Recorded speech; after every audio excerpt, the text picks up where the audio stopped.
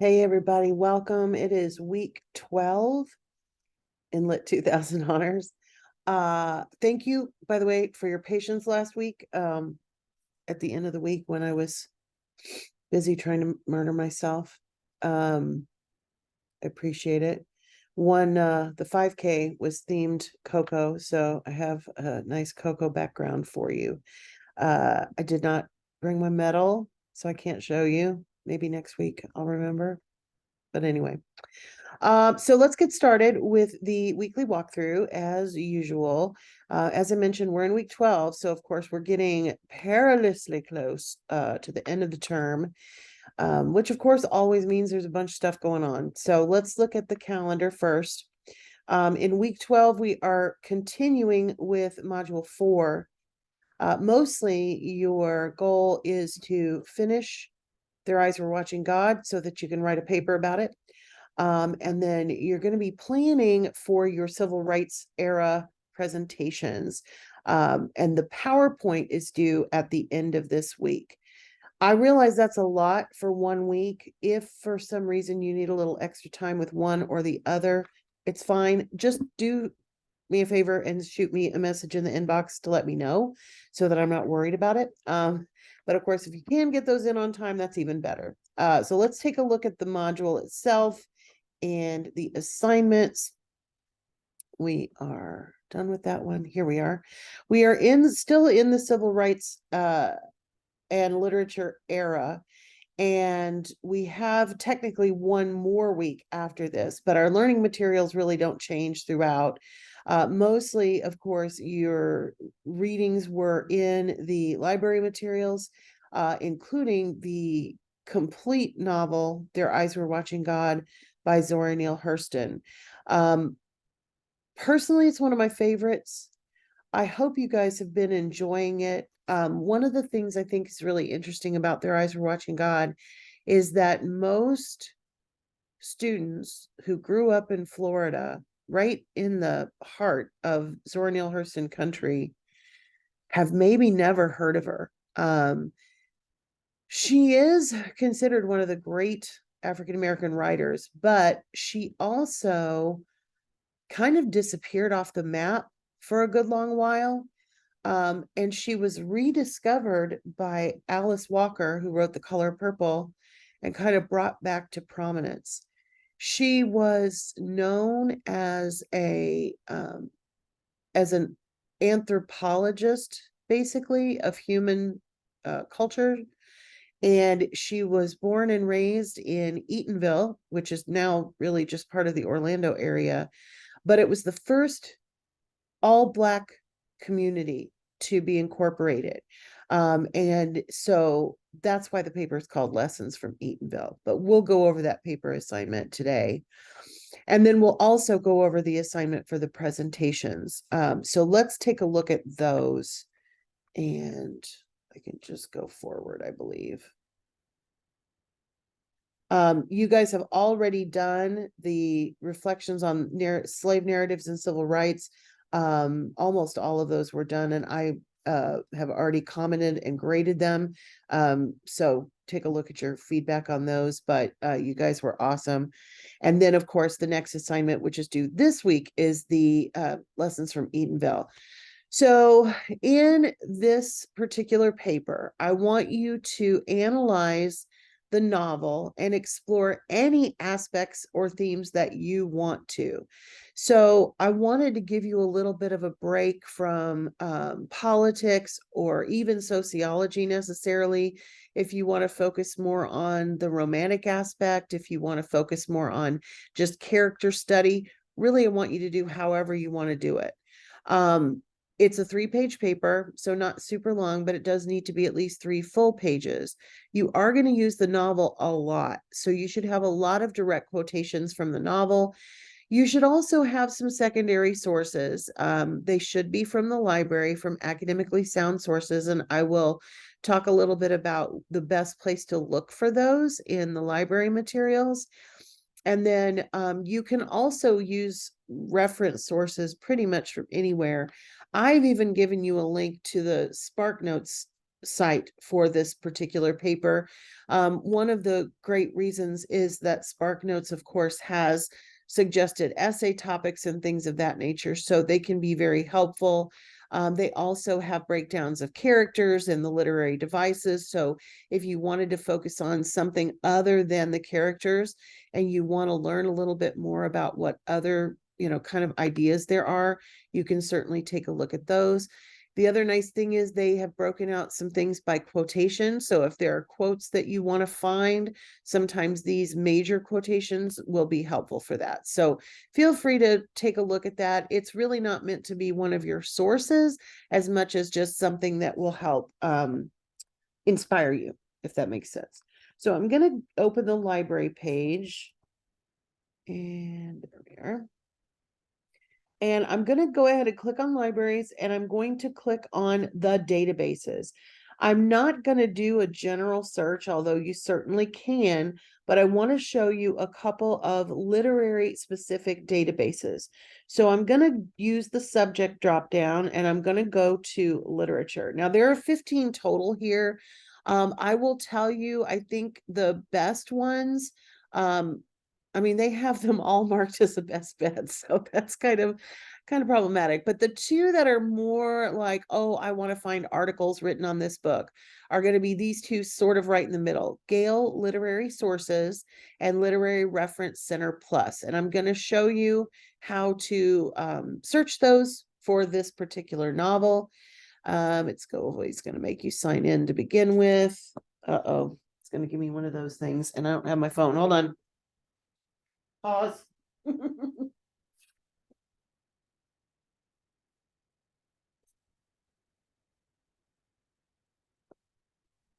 I understand the need for high-tech security, but sometimes I'm like, come on, let's just do this thing.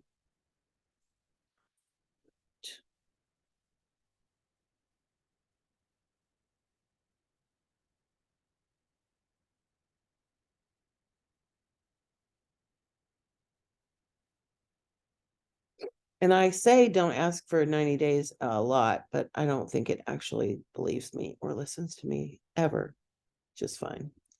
All right, so Gale Literature is basically a database along the lines of an Academic Search Complete, but this is focused on literature. So when you are searching in the Gale Literature source, there's going to be some breakdowns by topics and things of that nature.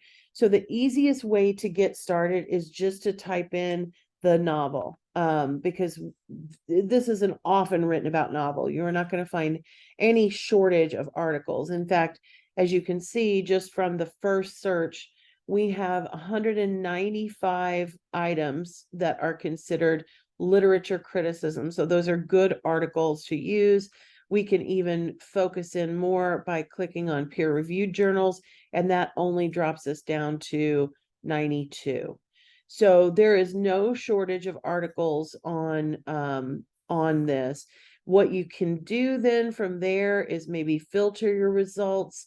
If you, I don't know that any of these are going to narrow it down in a truly helpful way, unless, for example, for sure you want to write about the feminist aspects, you might be able to do that. If you wanted to focus on race issues, then you might be able to do that. Notice that takes us down to just 3 sources, may or may not be, helpful sources. So you can leave this general and just kind of scroll through and see what you might be interested in. Sometimes you can tell a lot just from the article title, whether or not it's going to be helpful. So for example, the first one, The World in a Jug and the Stopper in Her Hand, Their Eyes as Blues Performance. So this is going to focus on the novel as having similarities to the music genre known as the blues. If that's something that's interesting to you, even if that wasn't something you kind of saw yourself, that might be something you want to check into. The one right after that, The Kiss of Memory, The Problem of Love, In Her Sins Their Eyes Are Watching God. So you can tell a lot from just the title. And then, of course, just like we've used databases in the past, when we want to read it, we click on the title. The whole text is going to be right here in the Gale database. You don't have to do any additional clicking into an HTML or a PDF document. You'll get their works cited list because of course this is an academic source. And then we have the MLA citation. Now I will say this particular citation, the title needs to be properly capitalized, but otherwise this is correct. So you can copy and paste this into your document. I want to show you the other database because Literary Reference Center Plus is an EBSCO database, which is the same company that owns Academic Search Complete. So let's just put in the title again. And you notice here, there's actually breakdowns that might be helpful in general, like here's criticism, Hurston, feminism, gender roles, themes. I'm just want to do the basic search because I want to see how many articles we have. So 131. And again, if we want to limit to scholarly, which might be a good idea in this case, because we want hardcore analytical journal articles, that drops us down to 65. So again, it's a lot, but we can kind of tell what we might be interested in. I'm just going to pick this first one. And this should look fairly familiar because most of you will have used at least Academic Search Complete before. So it's a little bit different than the Gale one. We do have to click on the PDF to get the full text. This is going to allow us to read it. And of course, the nice thing about a PDF is we also have page numbers. So if we paraphrase or quote from one of these pages, we can not only include the author's name, but we can include the page number in our in-text citations, which is ideal. We also have, of course, over on the right-hand side, the citation button, and we scroll down to MLA. Here it is. I see one problem in this one as well. So these are not always perfect. Their eyes were watching God should be in italics. So that's something you would have to change when you copy and paste this into your document. Texas Review, the name of the journal, and EBSCOhost, the name of the database, are also going to be in italics. But that one at least has all the right information and the capitalization looks fine. It's just a matter of making sure you keep and add italics where necessary. So not hard to find information on Their Eyes Were Watching God. As you can see, there are a bunch. If we want, let's go back to the library and do a general search. Let's just do the Primo search. If you're going to search this way, I would do Hurston, Zora Neale. Oh my gosh, my brain just went completely dead. It was like, I don't know her name. The word and then criticism. We don't need her book because we already have it. So if you're searching the general, it's good to put in her and criticism because it's going to give you more of what you are looking for. Now, this has over 2,000 results. I would imagine this is including things that are not Their Eyes Were Watching God. So one of the things we might want to do is limit it to available online. That's always a good start. That brought us down some, but then we also might want to expand this search or make this more targeted by adding and Their Eyes Were Watching God. That brought us, well, it only took us to 886, but anyway, it's still going to help a little bit. Oh, I think it took off the available online. Yeah, so that brings us down to 263. If you want to make sure that you're only looking at peer-reviewed journals, again, the same kind of principle, we can click on that. I wouldn't necessarily limit it to that on this because you may want to look at things that are in books. Now, a book, of course, if it is available online, as this one is, we can click on this title.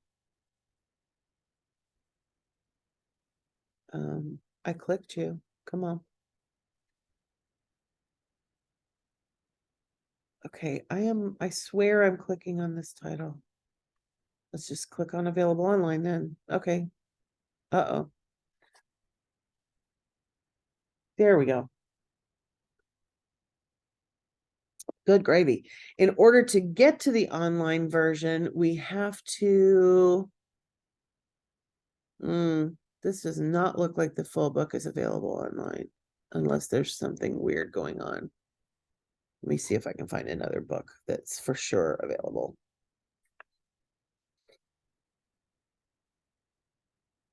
Let's look at this one. There we go. This is closer. Huh. There should be a link right in the middle here to where it is that we can find it. Oh, maybe I didn't. Huh. I don't know. I suspect there might be something going on. There are a lot of books and book chapters that have featured Zora Neale Hurston and Their Eyes Were Watching God as well. You don't have to use books, but if you want to, and this continues to be a struggle, there we go. Okay, so this is what it should look like. If it's available as a full text, we should get this link right here. So if we click on that, you'll notice it looks very much like we were reading an article. Now I've been timed out. Of course I've been timed out. There we go. We can read it. We can download it. I don't know that you want to download a whole book. We can cite it. And we can also look at specific chapters if we want to. So ebooks are great because they are searchable and they are going to be pretty heavy duty. You notice this has a lot of various chapters that are written by individual people. So this is what we call an anthology. So we would cite those individual people as the author. For help with citing an anthology, you can look at the library materials. And really, my main piece of advice for using ebooks would be don't hesitate to reach out to one of the librarians who can help you navigate it. Of course, you can always reach the library by the Ask Us button over here. There's phone numbers. You can email the librarians directly. The librarian that we work most closely with is Nora. So you may want to click specifically on her, email her specifically, but you can certainly reach out and get help from any librarian to help you navigate that if you run into problems. So there you go. There's your marching orders for this week. I hope everyone is having a great week and that we stay safe from the impending storm. If you need anything, please reach out. You know where to find me.